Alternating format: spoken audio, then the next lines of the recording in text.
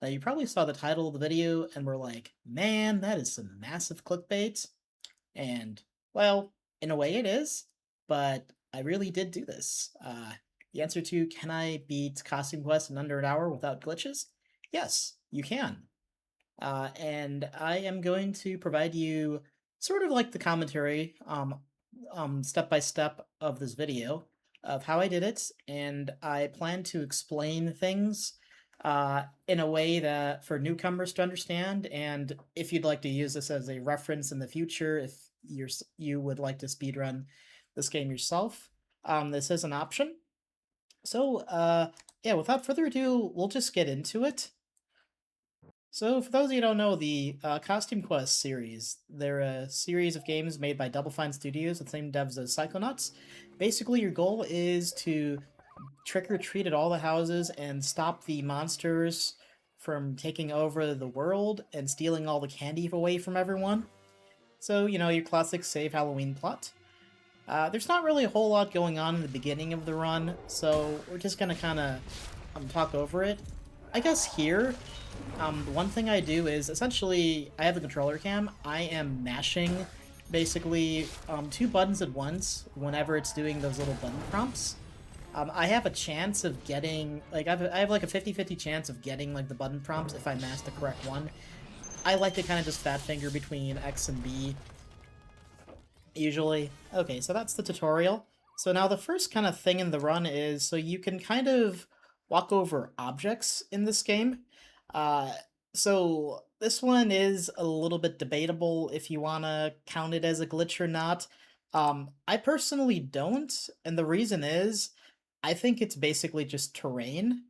Because in the game you can walk over like other objects and other like terrain similar to this. So that's why I don't consider it one personally. And let me see if I can get some on-screen whiteboarding going on here. There we go. So literally all you do is just walk straight on this path and you can do it. Anybody can do it. It's nothing too crazy. And then we hit these two pumpkins right here. There we go. And let's continue.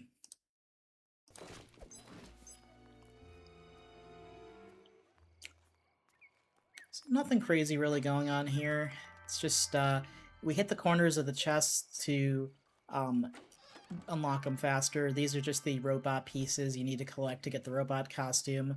The robot costume, as you'll see in the game, is basically going to be our main focal point of the run. He is our main, I call it, I genderize it, but it's our main costume throughout the game because it runs fast, and fast running is good, and we like fast and speed running.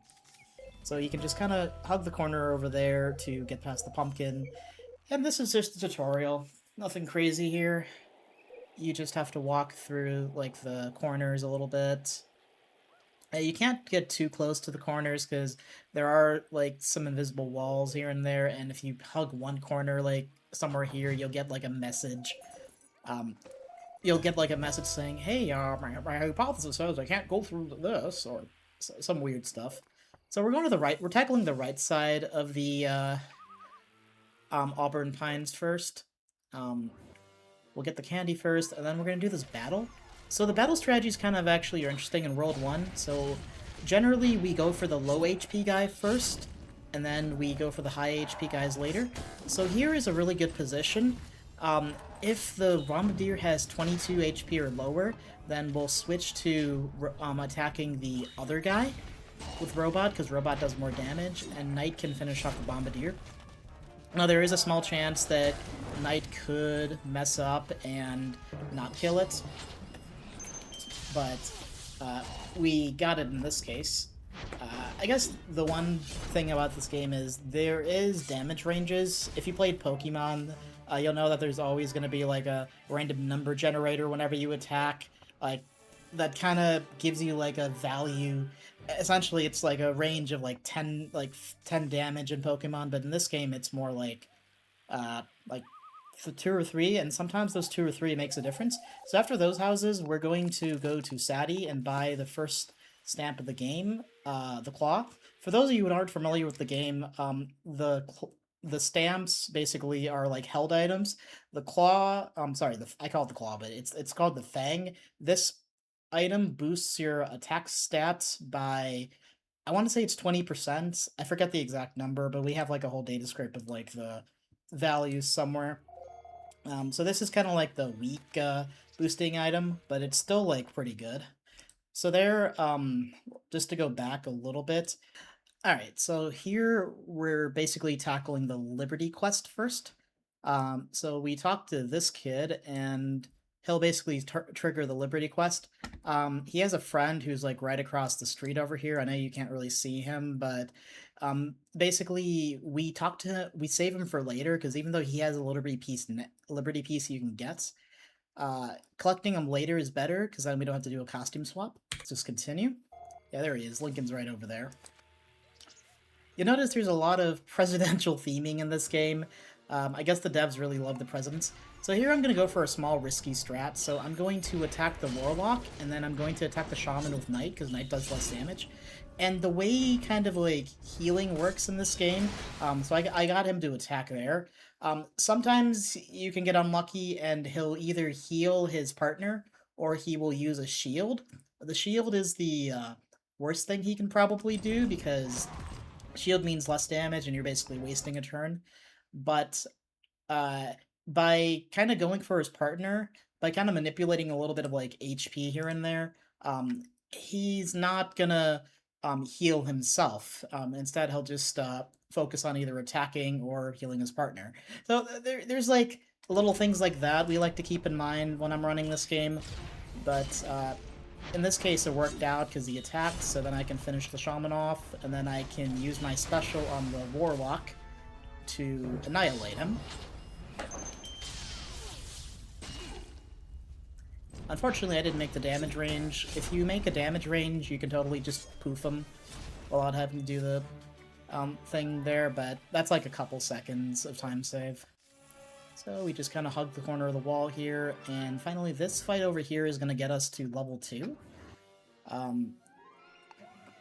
Not really much to say about this fight. It's the same deal. Annihilate the low HP enemies first. And I actually got a pretty good damage range. So this here is going to be a damage range. Sometimes Robot can do less than 30 damage, but I think he can do a maximum of like 33 or 34. So I went for the kill, and that worked out.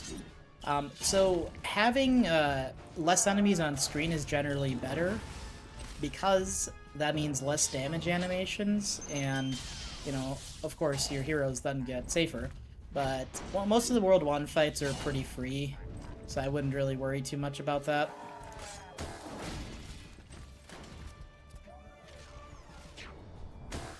And when they're low on HP, I basically just kind of like to, I call it BS hitting.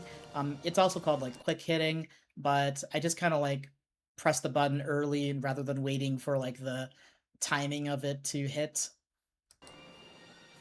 There's a hide and seek kid, but we're going to ignore him because this is glitchless, and we don't need to do all the quests. I guess I didn't really explain glitchless. So glitchless is essentially the any percent of this game, but without doing any kind of crazy out of bounds tricks. So the actual 90% record right now is like a 47 by Hetty. And that uses basically a lot of like out of bounds shenanigans from that lets you skip the entirety of the first world and the third world. So we're not doing any of those glitches. We're going to be basically triggering all the trick-or-treat houses and almost kind of like, you know, doing like a speed playthrough, like of how, you know, you can do this kind of casually, but yeah, so we grab the house over there so we don't have to like backtrack. There's a lot of like backtracking in this World 1 because of the way all the houses are spread out. So I've tried to optimize like the backtracking as much as I can. So here's a little cool trick I do here. So you can double tap the B button on this ramp, and I believe you can do it for like the ramp we passed by before as well. And by double tapping, you can kind of cancel like the little animation he has where he's just going, yeah, like he's like jumping off of the ramp. So I like to kind of do that whenever I can. It doesn't always work, but it's kind of nifty.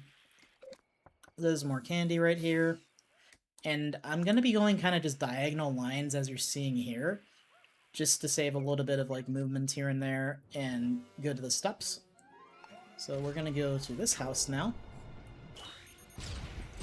So there I did over 40 damage to that guy, so my thinking is, so you can do like less damage than what I did. If I did if he was left at 40 HP, then I probably would have played a little bit differently. So because I know Robot is going to kill him next turn, I know that since Robot's going to do 40 or more damage to him, I'm going to go for the kill on him next turn. Sometimes he can get damage ranged and you don't always kill him. And Knight can take care of the other guy. The reason I do this is so I don't have to waste a special on this guy, because even though the special animation is really good, it is sometimes better just to do these quick, like, normal attacks and save yourself, like, a few seconds just from, like, the animations.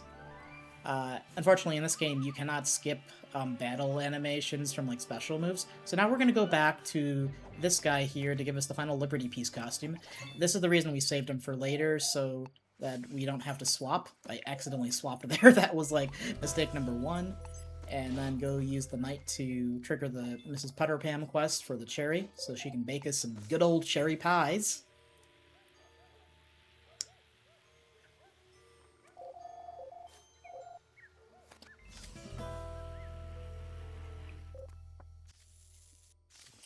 Grab that house, and then go to this house.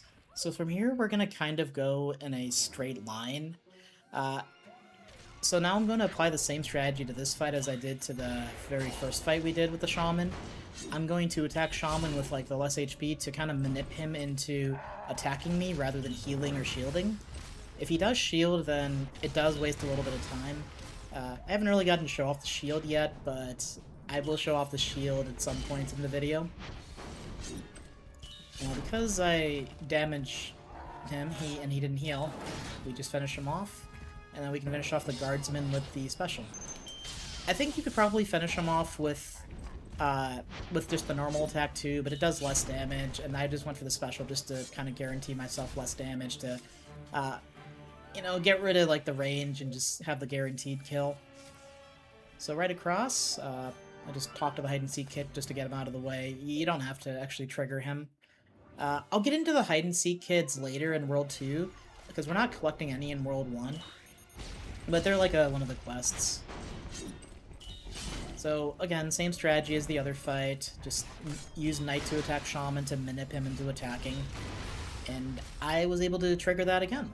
Now we can kill the Shaman.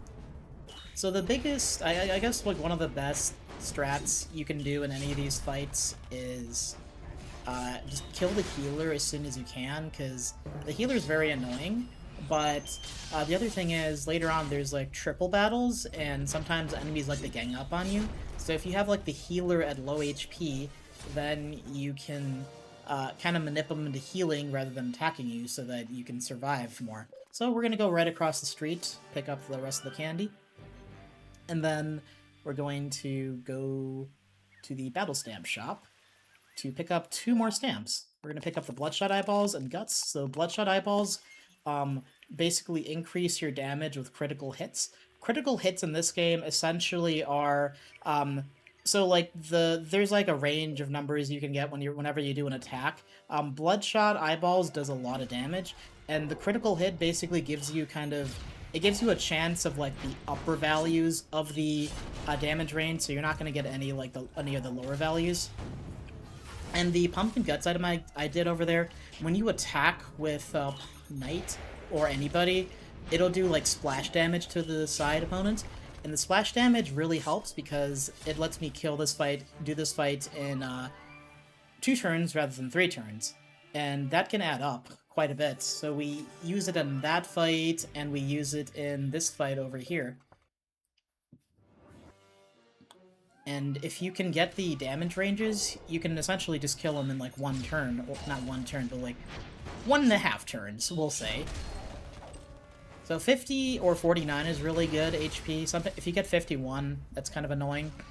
But Robot can kill, because we're level 3 now. And that is the end of that. So we saved a lot of time by just going for some of the riskier strats. And Pumpkin Guts and Bloodshot Eyeball strat at the end fights also save a bit of time. So we're going to kind of stealth around these grubbins and talk to the pumpkin guy. This will trigger the pumpkin costume quest. We'll be getting the pumpkin at the end of the game, so there's like 3 pumpkin scarecrows at the end. And then we just walk into the first fight, BoJonn. So, BoJonn, he's a interesting little boss fight. We actually figured out like how to kind of manipulate him just last year, actually. In the any percent run, we actually beat him at level 1, which is insane to say, but yeah, we do. But in this category, we do beat a level 3, so he's a lot easier at level 3 than he is at level 1 or 2, to say the least. So here, I'm going to attack BoJonn on the first turn with just normal attacks, nothing crazy here. And Pumpkin Gut and Knight will attack BoJonn and also attack a little bit of the Megaphone with 10 splash damage. So now here, the Shaman here, he has a chance of either shielding BoJonn, shielding itself, or attacking. What I look out for is attacking. The worst possible thing Shaman can do is shield BoJonn, because then that just wastes a turn. Unfortunately, I got extremely unlucky here, and he shielded BoJonn. And usually for like other categories, it's really bad. So second turn, we're going to attack the Megaphone. And because he shielded BoJonn, I was kind of forced to attack BoJonn just to go to the BoJonn with Knight to go to the shield. Otherwise, I would have totally just attacked the Megaphone with Knight, just to kind of get the splash damage, you know, quicker. So what we're doing here is we're kind of attacking BoJonn and the Megaphone in conjunction with each other. We're kind of juggling between them. The reason being is, so the Shaman over there, I'll get to him in a second. He can, the way his healing AI is programmed is he has I think it was like, when I looked at the code, it was like a 60% chance of healing Megaphone if Megaphone is lower HP than BoJonn. But if BoJonn is lower HP than Megaphone, then the Shaman will heal BoJonn instead. And we don't want the Shaman to heal BoJonn, because that would be really bad. So he attacked this turn, which is nice. And then turn 3 is where we use the special on BoJonn and just kind of annihilate him. And now we have both the Megaphone and BoJonn at low HP. So the nice thing is, the way it's programmed is the Shaman prioritizes the Megaphone in terms of healing. So if the Megaphone is 100 HP or below, the Shaman will always prioritize healing the Megaphone over BoJonn, even if BoJonn is lower HP than the Megaphone. If Megaphone is, let's just say, at 101 HP and BoJonn is at 57, then Shaman will heal BoJonn by like 125 HP, and that is really bad. So what we do is we get both BoJonn and Megaphone below 100 so that Shaman will always prioritize healing the Shaman. So this is kind of healing manipulation, as you see. We're manipulating his AI, and we only really just found out last year that you don't actually have to kill the Megaphone. Because normally, if you're playing this casually, the game tells you to kill the Megaphone first, and then you can kill the Shaman, and then BoJonn, and usually that's how we used to actually fight him, but then we realized at the lower levels, especially 1, it was just really, really difficult. But this healing juggling and like juggling between the Megaphone and BoJonn strat, really, really nice. So it killed the Megaphone and him, and that is the end of World 1. So that was all the skill elements of the run. Now let's get into the luck elements. So right there, after you defeat BoJonn, you get the Spider Stamp, and the Spider Stamp, I'll get into it when we get into a fight, but it is a luck-based item, but it is very, very good, because it can one-shot enemies if you're careful. So Maul, this section down here is called the Dark Maul. We're pretty much skipping all the fights here. We need to collect the 3 costume pieces for the Space Warrior in order to get the Space Warrior costume. So we ran into this guy, but we're gonna run away, because we don't really need the experience from any of these guys down here. I know in the past we used to fight them, but it wasn't really necessary. So talk to that guy, and we're gonna hug the wall down here to avoid interacting with the Grubbin up there. Talk to this dude, and then we talk to this guy last. Now, unfortunately, I kind of got unlucky with the movement position of that Grubbin over there, so I'm kind of having to awkwardly walk around him, but normally he would be on a cycle. Wow, I got really lucky there. He would be on a cycle where he doesn't come down here, and you can actually menu spam to kind of pause enemies in this game to get them to stop. And oh, that was a mistake. So you don't want to trigger that because that's like a second or two of time loss right there.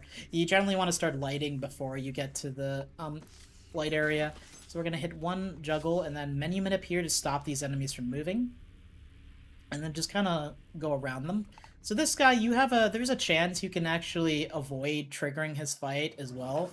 Unfortunately, I was not able to trigger, I triggered it, but there's a small chance if you just hug the wall to the right, you can completely avoid him. And this guy, because he's also walking kind of during our battle, you know, there's no way to predict the walk cycles. You can kind of use the corners to cut around him, and you can also cut the corner around him if he's further away, but if you run into him, just run away. And then this guy, he's unavoidable. You have to run into him and run away. At least I have not found a way to skip him. So we mash with this guy. And now we're going to enter our second boss, who's kind of our first boss, actually. So now we're going to get into the spider stamp. So, spider stamp, this is our first use of it. So, basically the idea of Battles in Mall is I'm going to be using the spider stamp on the first 2 turns of battle every single time, because the spider stamp has a 40% chance of success. The 40% success basically means it'll work 40% of the time on the first turn and the second turn. So there's kind of like a mercy roll with this game where, since it's 40% to succeed, it's obviously 60% to fail. So if you fail 2 scares in a row with a robot, for example, then the game kind of gives you a break, and on the 3rd turn, you're basically guaranteed a 100% scare rate to kind of make up for the fact that you failed twice. And the inverse is also true, where you can succeed 2 times in a row, but you cannot be successful on turn 3, essentially. So, rule of 3 is the thing we follow, and I got extremely lucky with that fight over there. That was crazy, dude. So talk to the kids, and then we're gonna trigger BoJonn 2, and we're gonna go for a scare, and we succeeded. I wish I was recording my reaction to this, because I was just completely flabbergasted when that happened. So once you get the the Grubbin out of the way, BoJonn is basically just attack and then spam specials. If you didn't get lucky and scare, then you'd go for a second scare on the 2nd turn. And then, if you failed twice, then you go for the 3rd turn. So this fight, has a bit of luck to it in that he's free, totally, but if you don't get the scare on the 1st and 2nd turn, then, it just becomes, you just lose time from just animations and whatnot. And the shaman wasting time attacking you, and sometimes if they gang up on robot all the time, then you can get unlucky. Now, we're going to collect the costume pieces for the unicorn, so that's the first one. And then we're going to start the hide-and-seek kid over there. You can talk to him from the side, it's kind of weird. But the hide-and-seek kid over there, I'll get to the hide-and-seek kids, but basically they're just 6 kids scattered throughout each world you have to save, and if you find all of them, then basically you get rewarded with extra candy, and you get a stat boost to your party. So each world has a different stat boost. In World 1, I believe it's +3 to the attack stat of everybody. In World 2, if you collect these kids, they'll give you a +5 bonus to your attack stat. And in World 3, World 2 it's +5, and then World 3 it is +10. So in World 3, we absolutely go for all the kids. And for this world, it's not that bad even. They're not that out of the way, so it's worth it to go for the kids. And I got a lucky scare on that BoJonn, on that enemy. Oh, yeah, you can't scare BoJonn, by the way. Believe me, I tried. If you try, he'll just laugh and be like, ha ha ha, you're an idiot. So strat here is definitely just go for scares on both Grubbins if you can, and then we'll special zap. We'll zap BoJonn later with specials. So there was my first time getting unlucky. That happens a lot more often than you can possibly imagine, and it is really, really annoying when it happens.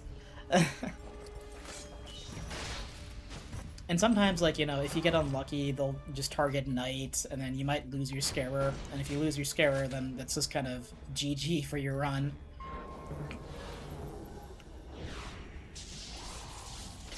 Alright, so we're gonna zap BoJonn, but luckily it didn't matter too much in this situation, so even though Knight failed, I can just finish both of them off with, like, Robot Special. Robot Special is actually really good also, because his does splash damage, whereas Space Warriors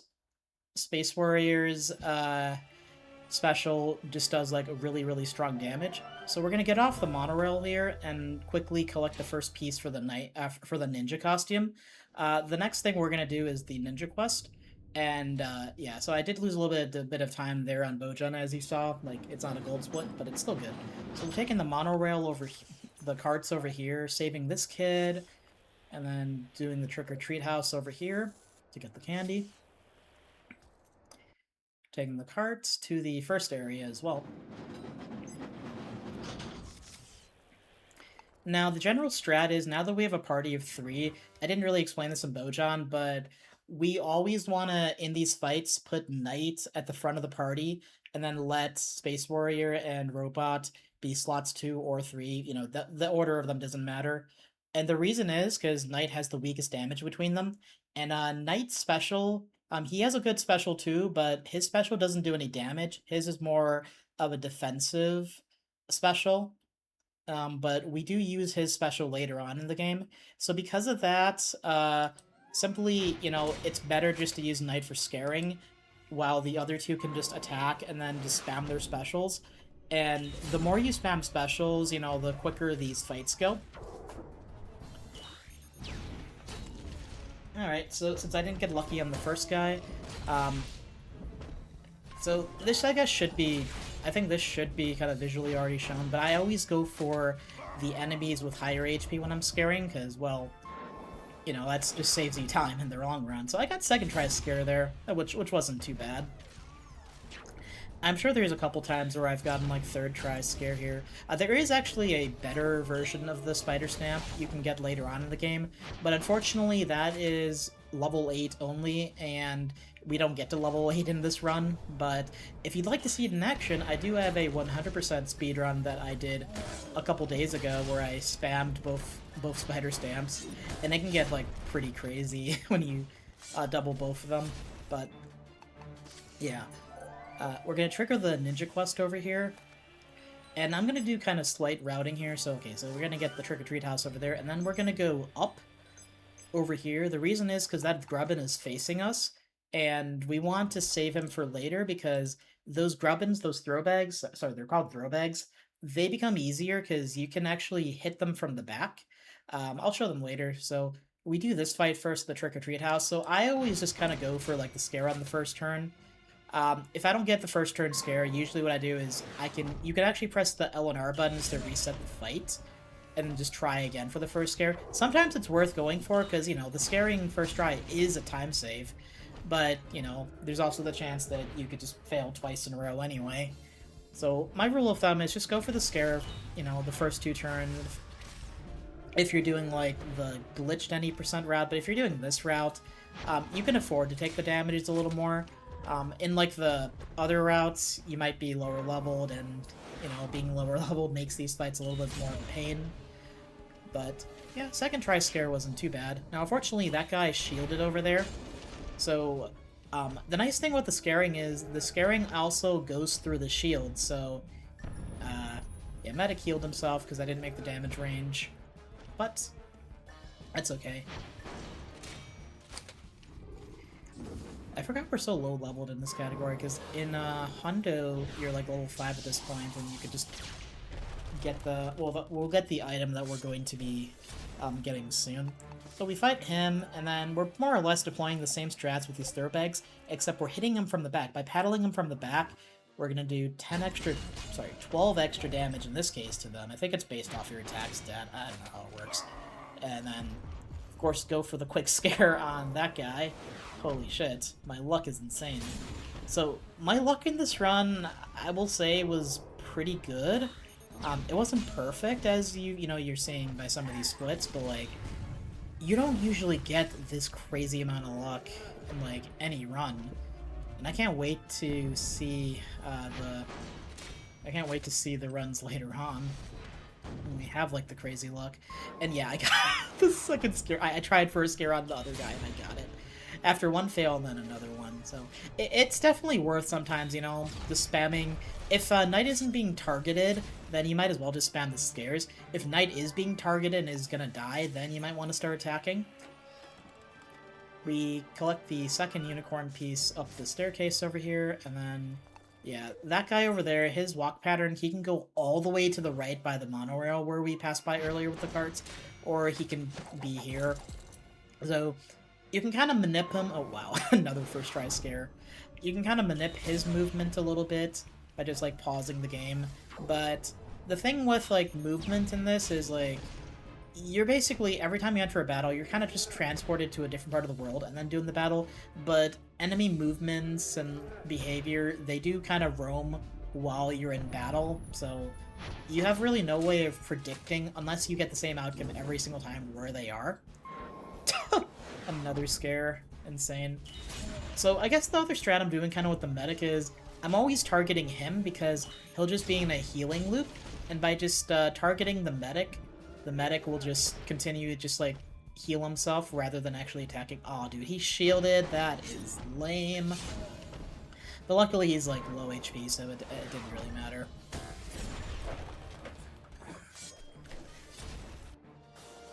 Alright, we get to level 5 here. So level 5, you'll get to it after 3 battles, and then the last battle, whatever one you decide to do for last, will be level 5. And this should make it a little better, because you'll do more damage. Once again, we sneak behind him to get the attack in. You could have fought him a little bit earlier if you wanted to do it without the hitting from the back, the padding. We'll call it padding. That's a little more friendly, huh?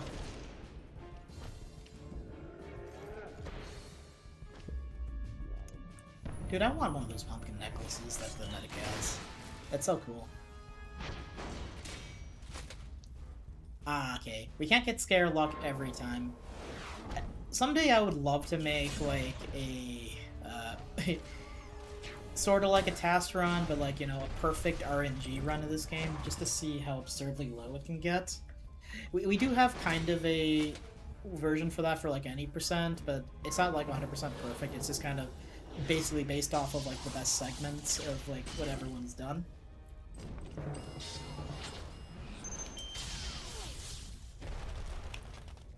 Alright, so turn 3, we just spam our specials, knock them out. Alright, so after we get the 3 horn quest, we're going to do a little bit of detour. So we're going to go through the shortcut here and talk to the costume judge over there, because we're going to have a costume contest. And the costume contest is essentially you have to talk to these 3 judges over here. That's the first one. So we kind of backtrack to the bottom floor to do some cleanup. So it's going to say I'm losing time here. That's actually fake time loss, because in my PB I didn't do this route. And we'll make up the time save on the next split. So we're going to go to the shop here, save the 5th kid, and then buy Jawbone. Jawbone is a very good item, and I'm also going to buy Egg. We're going to replace Jawbone with the Fang. Jawbone is a 50% increase to the attack stat, and it is absolutely absurd how much damage it does. And we'll be abusing it right here. So here you get the Ninja costume. Ninja has the highest attack stats in the game, so we want to just kind of use that as much as possible. So now the party is Robot, Space Warrior, Ninja, and Ninja has the Jawbone. So unfortunately, I got a little bit unlucky there. Sometimes, depending on, like, that guy's position, you can actually kind of avoid, run around him without triggering the fight if you're hugging the corners. I do pull it off, I think, one other time. So we're going to pick up the kid over here. And then we're going to go all the way to the end here. Now this guy, You can also kind of roam around him depending on his position in the corners, but again, we didn't get the lucky corner split for him. We're gonna go around him and trigger this trick-or-treat house. I tried to, like, menu manip over there to kind of get him to stop, because whenever you menu manip, he does stop. And here, I probably could have done it if I would have skated. I got a little nervous, but yeah, you can kind of zoom past stuff if you skate in the corners. Sometimes you can get unlucky, though. But if you run into him, it's not a big deal. You can just run away. Now we're gonna do this fight. This fight here is what I consider one of the toughest fights in the game, because they just do so much damage, and the two mages and warlocks, they spam their fire moves quite a bit. But because we're higher leveled, it's not too bad. And just look at how much damage Ninja's gonna do right here. 86 at level 5. He can do up to like 100 damage at this point too. Like, so his damage range, I got the lower end of the damage ranges over there. I think at this level he can probably do like 90s, but at level 6 he'll do like 103 damage, and it can do so much. So there, I didn't get lucky with the scaring with Robot twice in a row. And we're going to use Ninja to target the lower HP guys, of course. So there I did 86 again. But that's not a big deal. We can just knock them out. Wow, they bullied Ninja. Alright, so turn 3 scare, like I said. Rule of 3. I failed twice in a row, but the third time it's guaranteed. Pretty nice. And then we're going to use Space Warrior Special to finish this guy off, since Ninja's dead, and then this way you don't have to waste a turn. No. Oh, now this guy, I just didn't see. That light over there is so bright. Yeah. So, you could definitely save, like, 5-7 seconds just from... If these guys are in, like, the correct position, you can totally just avoid them.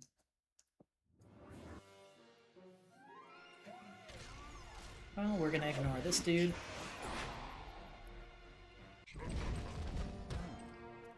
And that'll be the... Well, yeah, that'll really be the last stealth guy we gotta avoid, so we're gonna trigger that.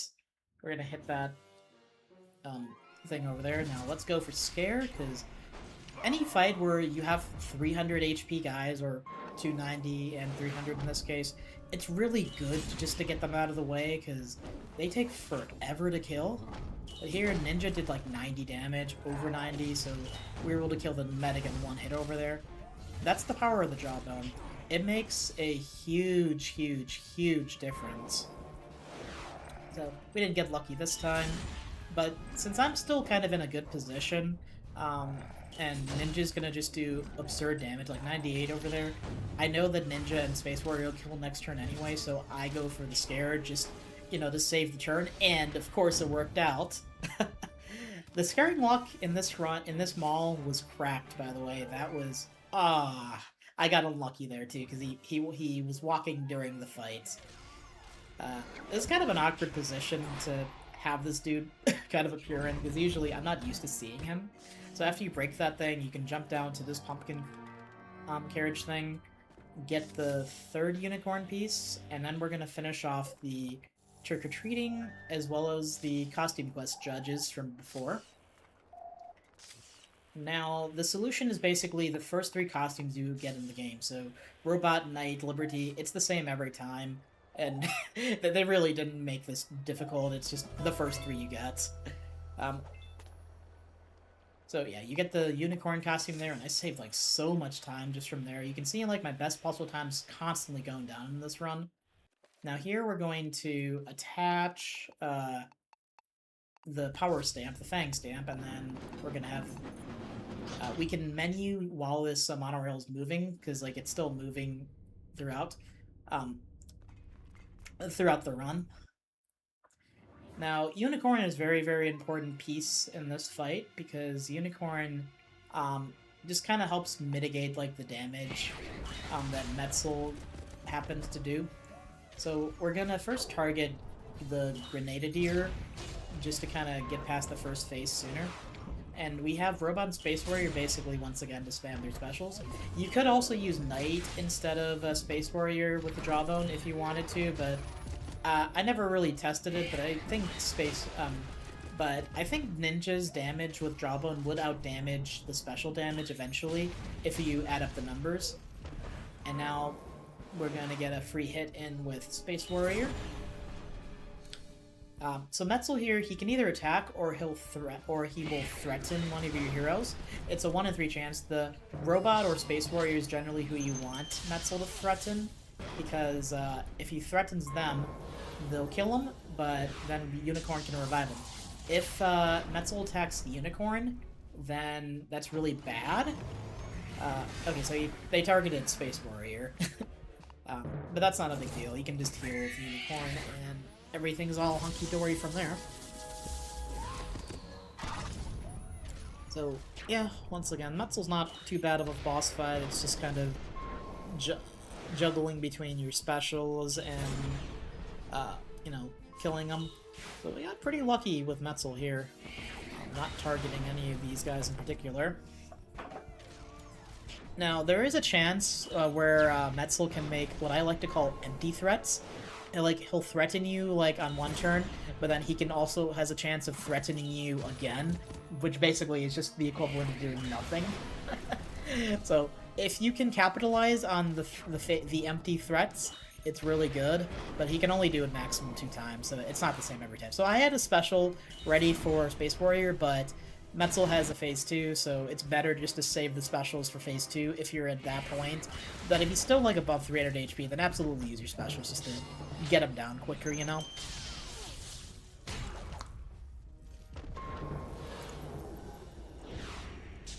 Let's see how much his Space Warrior does. 140, yeah, because Ninja can do like 103 damage or whatever, right? At max. Oof, yeah, so then he did a special spam attack, because I think he threatened Space Warrior earlier, and I didn't really pay attention.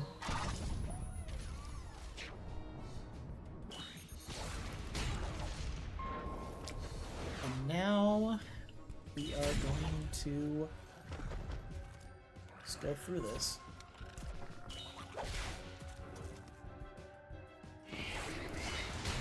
Yeah, there's not much to say here. I'm just gonna watch these guys just kind of tear Metxel apart.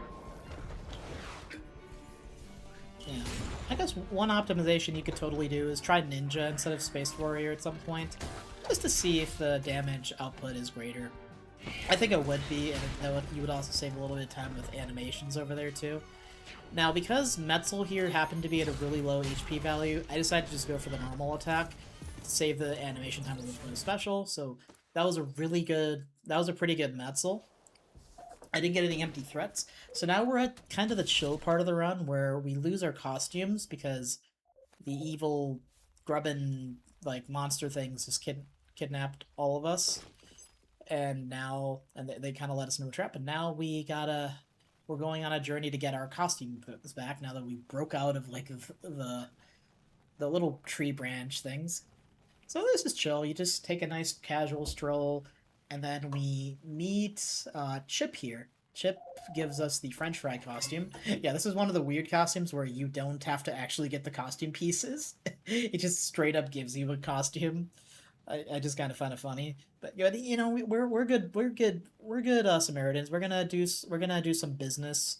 We're gonna get some customers for Chip later on. Now we are going to go to lure these the crows. I think they're called crows or something.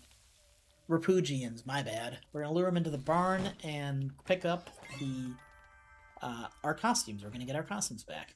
Now, we're going to switch back to Robot, Space Warrior, Ninja, the same team composition we had in World 3, and more or less, we're going to be doing the exact same strats again in Valley. Basically, turn 1, scare, and then... Oh yeah, there's a hide-and-seek kid over here. I picked up the other one earlier. These guys, I think I already said it, but I'll say it again. They give you a plus 10 boost if you collect all the kids in this world, and that makes a big difference for the final boss, Big Bones, because it'll just do more damage. So the first 2 houses are Candy. So I always have robots in the front for Spider. Now, robots, I'm sure you'll notice, his spider attack animation is kind of slow, and you might be asking yourself, so why don't you just use other characters? Why don't you swap other characters out for the spider? And the reason is, well, Robot is kind of a big focal point of the run, as if you couldn't tell already. His movements, he's the only costume in the game that can rollerblade, and rollerblading in the overworld is fast. So I just use Robot for the scaring, just save myself the hassle of constantly swapping costumes, which is like 2 seconds here and there. And also, if I need to, I can just, use the Robot special with the splash damage to mitigate the amount of to mitigate it a little bit. I mean, there's some strategic things to it, but yeah, Ninja. I guess technically Ninja and Fry costume have the fastest scare animation. If you wanted to go for like ultra time save, you could, but like those we're talking like frames at that point there, and I kind of just wanted to get a run going. So right now we're on like 102 pace after Metxel, just because I got pretty good RNG in Maul. But wait till you see this RNG if you haven't already been paying attention. I got the 2 scares already. Oh, I didn't get out of this fight. I think it was the other fight where I got it. But that was also really, really cracked. I actually misclicked over there. I didn't mean to do the damage quicker. Or maybe I was. Oh no, maybe I did BS. Maybe I did just BS it, because I knew I wasn't going to kill him anyway. Sometimes it is better just a quick hit or BS hit, just to get the damage over. So there's a kid over here. We got to, who's hungry, and we're going to take Kelsey to Chip, so that Chip can be happy and Kelsey can get some fries. Fries are really good for you. You should eat them. McDonald's all the way. No, no, don't do that, please. So yeah, goal of this valley is just whenever the kids are close by, just take the opportunity to switch to the Fry costume and take their hungry souls to Chip. This will feed them. And we don't want children to starve now, do we?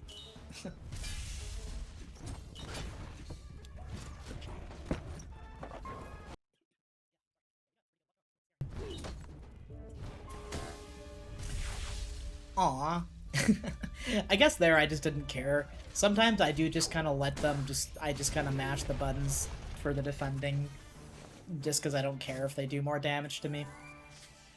Alright, so the second kid here is Tasha. Tasha is the goat. Cool fact about Tasha here, she is actually the director of this game, so she kind of self-inserted herself into it. She loves Halloween, and now she works at Disney Pixar theme parks, designing like roller coasters and Disney themed stuff. It's pretty cool. Alright, so this is the last fight in Valley right here. Yeah, our strategy doesn't really change too much. I'm sorry, there's really not a whole lot to say about these fights, because they're kind of just the same thing over and over. But Ninja just does more damage because we're level... I guess we got to level 6 at some point.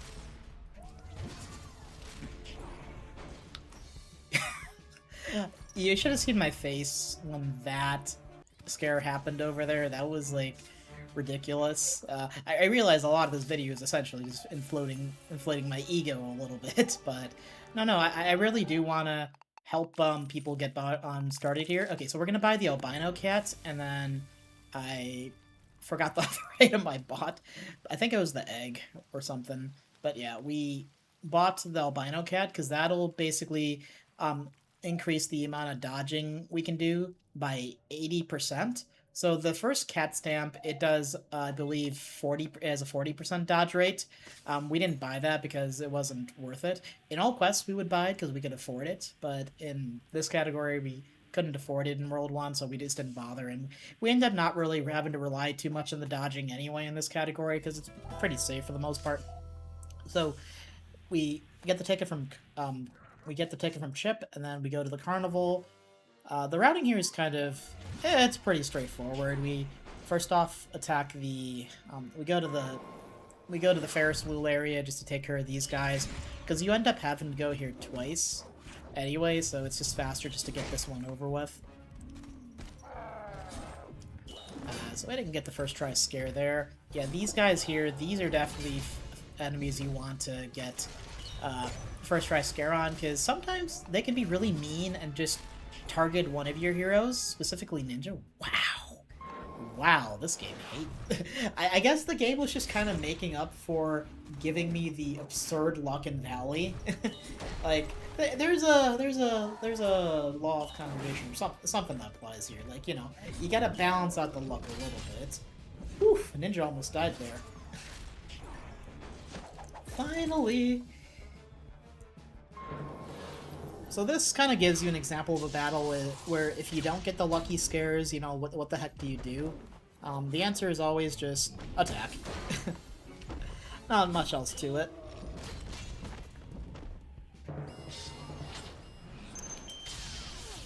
And yeah, so I guess kind of to go into Glitchless a little bit. This category, you know, when I first joined the community, the world record was 1 hour and 16 minutes for any percent, because we didn't have any glitches or anything at the time.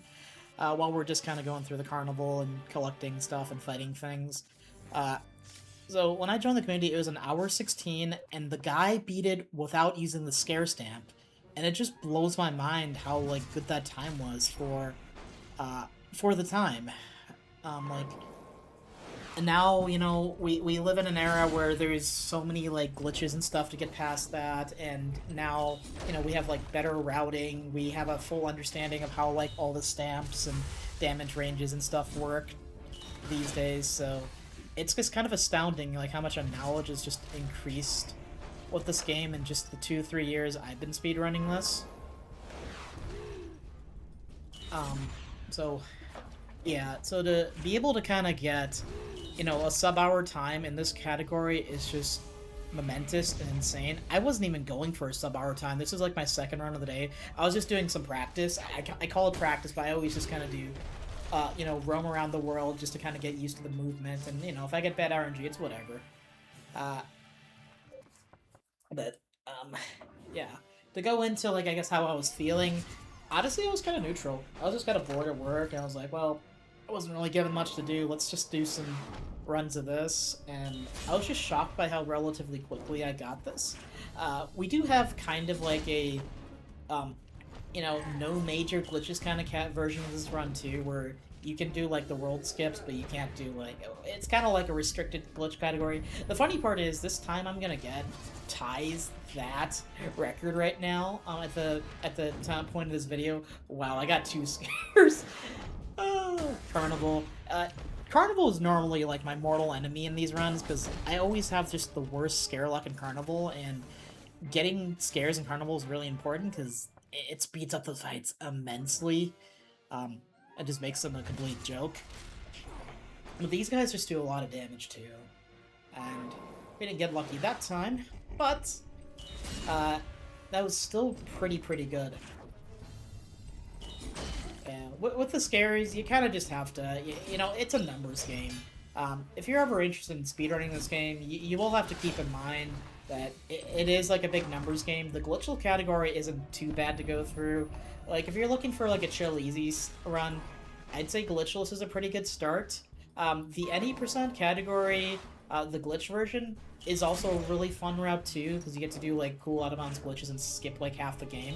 I might do a commentary on that record at some point, if I'm not going for it, but and I do have a tutorial for the glitch version if you want to run that category, but that category is significantly harder, and a lot of the time, a lot of it just comes down to the grueling final, like the endgame boss fights just being really strong, and you not having like the resources to be able to take care of it. You just kind of are stuck with like limited stamps. In some ways, it's kind of fun.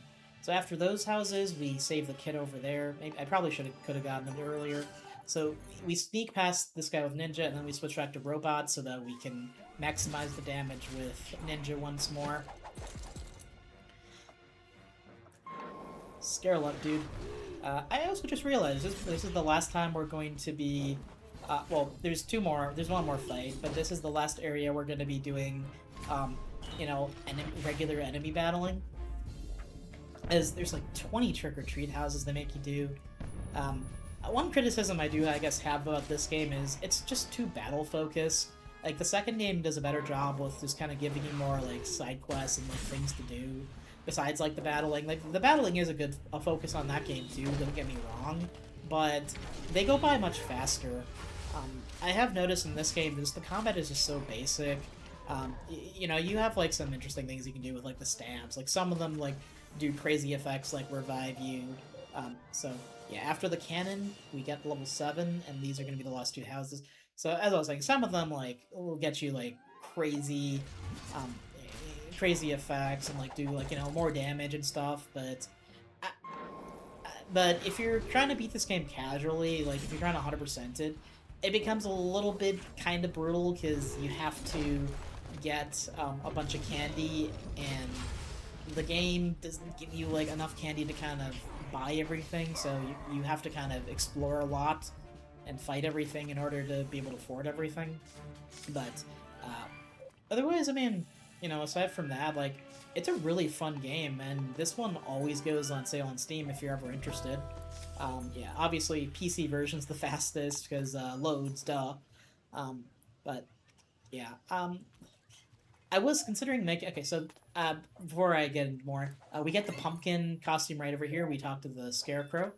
Pumpkin's gonna be our MVP um, for the next 2 fights. We also saved the hide and seek kid. I actually missed one somehow. Oh my god, I actually missed the hide and seek kid.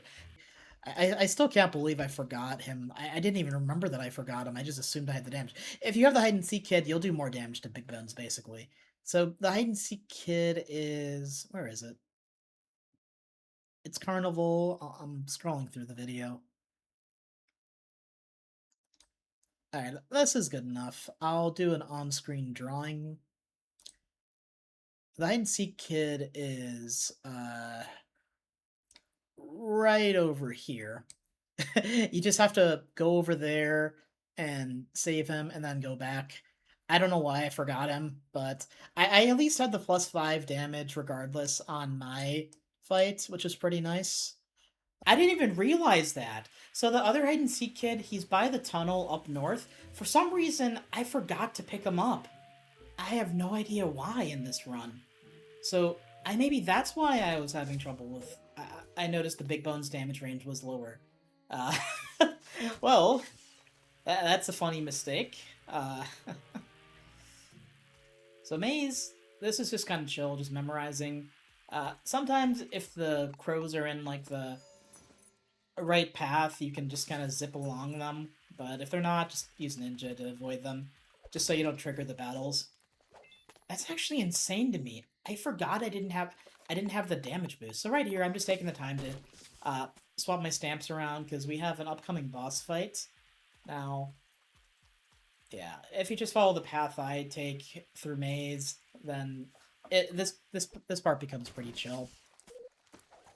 We get the Grubbin Mask, which kind of is a useless costume. There's no battle effects with it. It's just you use it this literally just this one time, just sneak past enemies. You can also use it to sneak past enemies without having to use the ninja, but nah. So here now, I was looking at my time set and I was like kind of nervous because I was like an hour pace. So we have a party swap here. I already swapped my stamps, but essentially we want Pumpkin in the front and Ninja in slot 3 because Ninja, we want to use the Jawbone, and Pumpkin, his special I haven't gone over yet, but we'll get to it. Right now we're just kind of chilling, watching Metxel just go slowly. They loved making us fight BoJonn 3 times, so they're like, oh, let's have you fight Metxel twice. Sure, why not? Metxel, he is he's significantly easier than his first iteration, to say the least. He only has 1,000 HP, and there's no phase 2. Kind of like BoJonn, where he was harder in the first fight, but easier on the other 2 consecutive fights. Pumpkin's damage output is also really strong, which is why we use him. But his special is probably the most cracked, because what Pumpkin's special does is it'll do 1/2 HP of damage if the enemy has 400 HP or below.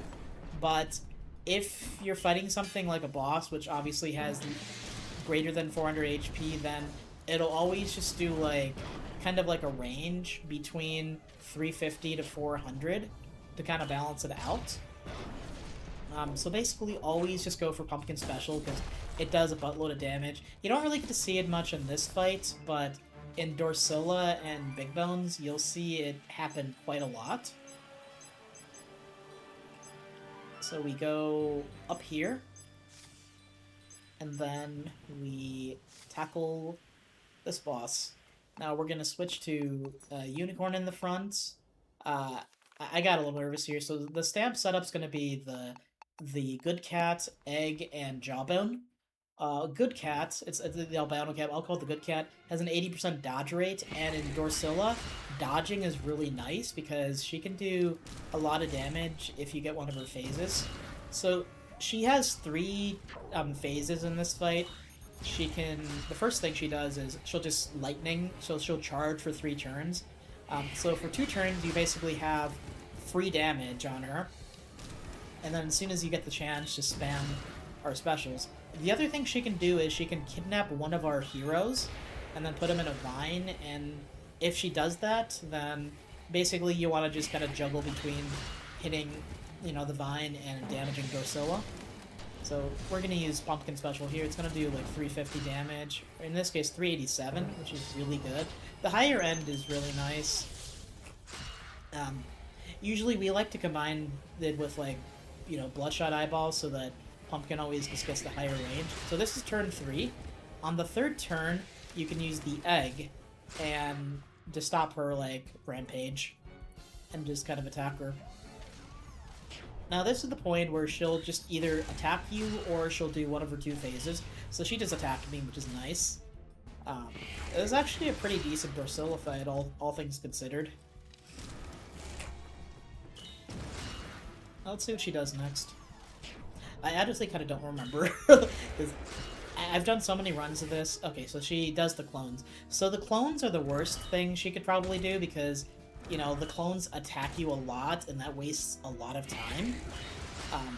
Now we have to find... We have 1 in 3 chance of finding the real Dorsilla. So I just attack one of them randomly. I always just go for the top ones or whatever. And then I use my specials to kind of just figure out who Dorsilla is. You'll do like 88 damage over there, like that with the special. That just means that's the real Dorsilla because that did the least amount of damage compared to the clones who are more frilly. So we know the middle one is Dorsilla, so we go for Dorsilla here. So we didn't really get to show off the Vine thing. The Vine one is probably the best one, so I use Pumpkin to kill one of the clones just so I don't have to deal with the constant damage output. Dealing with 1 clone is... Well, dealing with 2 is better than dealing with 3. And yes, the dodge stamp comes in handy over here quite a lot. Because, yeah, the less damage they do to you, the less we have to heal. Because, I don't even know if I remember if I healed or not in this fight. I must have. But the less unicorn healing we do, the more time save we do, of course. And they're just targeting unicorn, which is really, really nice. I really like this targeting. And we'll be using the Good Cat in the next fight as well. Alright, so special spam, of course.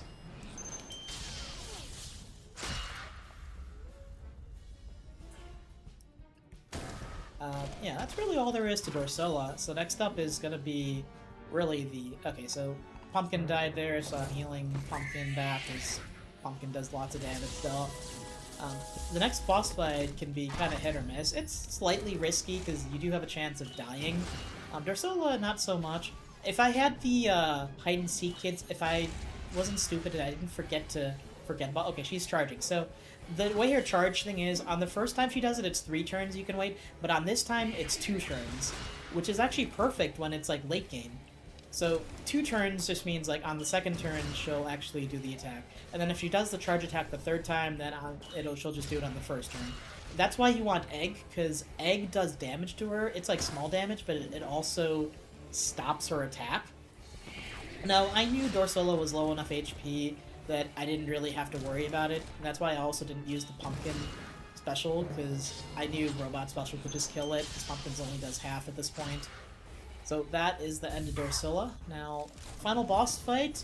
The party is going to be basically, where she gives you the orange bat. We need the orange bat. We need the dodging stamp and the jawbone. Jawbone I give to, Jawbone I gave to Pumpkin because Pumpkin does like the most damage in between our team.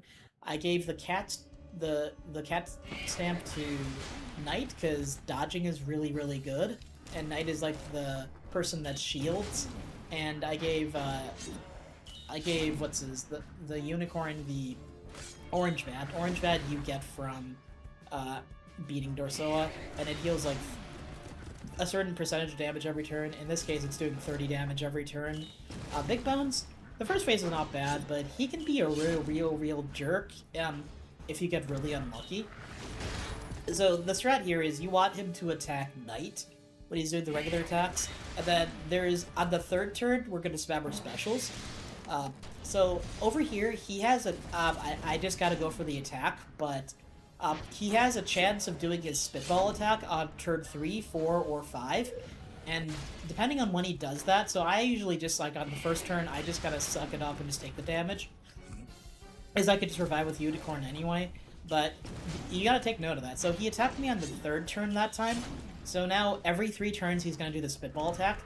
If he does it on the 4th turn, then that means he'll do the spitball attack every 4 turns, and that's what you want to use the Knight special for. You want to always defend Unicorn with the Knight special when you get the chance, because Unicorn and Knight have this kind of really good unison between them, where, like, you can defend Unicorn, you shield Unicorn so that Big Bones does less damage to her, because then you can use Unicorn to heal your fallen teammates.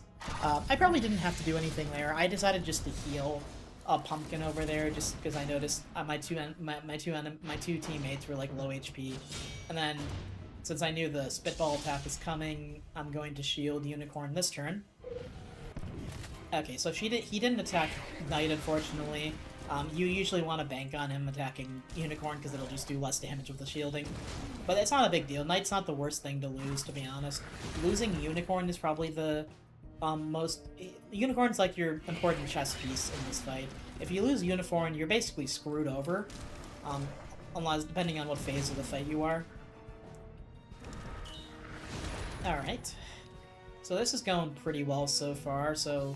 Right here, I knew I was like on a low, like, 1 hour pace, but I thought it could maybe get to a sub-hour, but I wasn't 100% sure.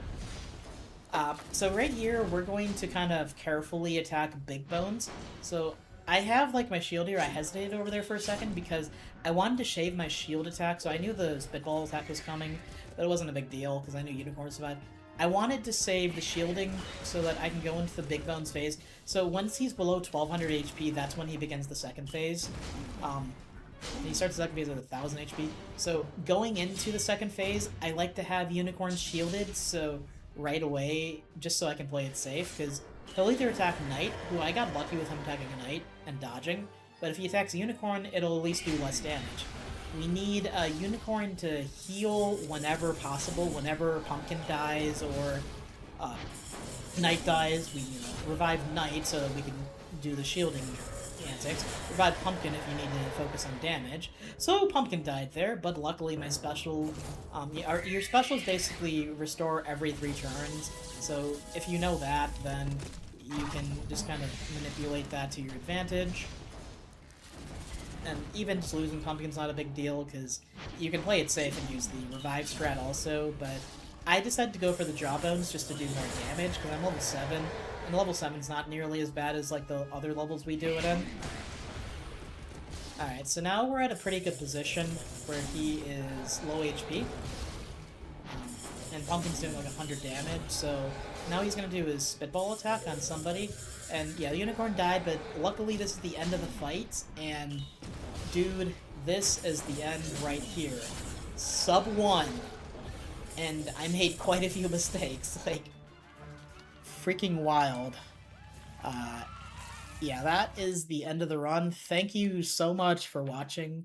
this video. If you watched the entire VOD, leave a comment down below, or just, leave a comment down whenever you do.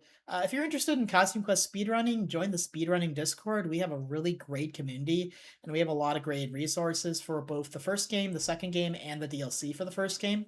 I love this game series, and I'm so happy that I was able to get this run like so quickly. And this is I'm cheering up. I'm tooting my own horn here, but this is a really fun speed run. I hope more people play this. It's always on sale on Halloween. It always gets like Steam sale, so you can get both games for $4 if you want. But yeah, this is a fantastic game with a fantastic community.